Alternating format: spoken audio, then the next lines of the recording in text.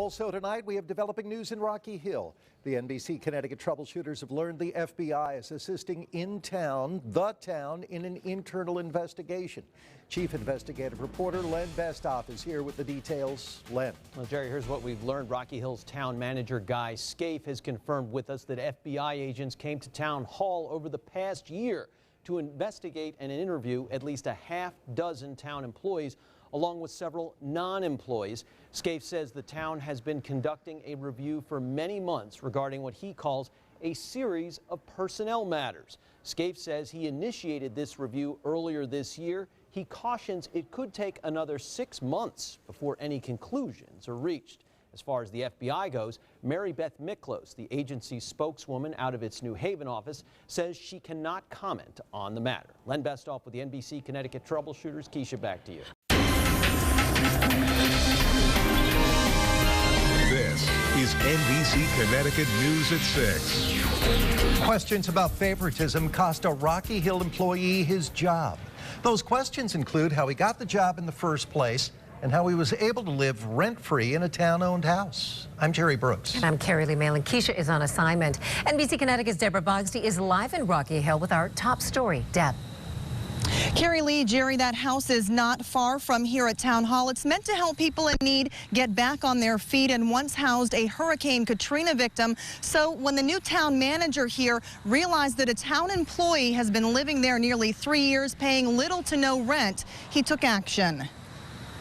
This is the house in question, the Kennedy House on Old Main Street, owned by the town of Rocky Hill. According to leases on file at Town Hall, it's where Douglas Toft has lived since December 2011. It was clear that it just seemed odd. Records show Toft had free rent under his first lease and then paid $500 a month under his second lease, with all heating and utility costs paid by the town. Both leases state the housing should be temporary. My opinion, he got a good deal. Now, Guy Scaife, Rocky Hill's new town manager, has asked Toft to move out by the end of the month. When you start off in a contract and saying temporary need for shelter, 34 months doesn't sound temporary. Perhaps more troubling, Toft was a town employee working various full and part-time jobs since December 2011. Scaife says the 2 full-time jobs were never posted, and one of them was never even requested by the department manager. After talking to the town manager last week, Toft voluntarily resigned his latest position as a part-time custodian. As we add new positions, all existing employees have a right, not just one, but all, to have fair consideration. And I think the norm is a 10-day posting before you may open it up the outside. So that didn't appear to happen. Town officials believe former town manager Barbara Gilbert arranged the housing and employment for Toft.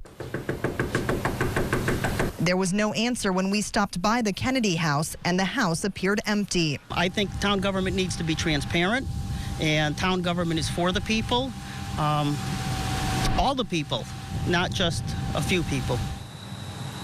And town councilman Bill McDonald tells me that he's shocked by all of this, and he called it a disservice to the entire community. Now, our efforts to reach Toft and the former town manager for comment today were unsuccessful. Reporting live in Rocky Hill, Deborah Bogsty, NBC Connecticut News.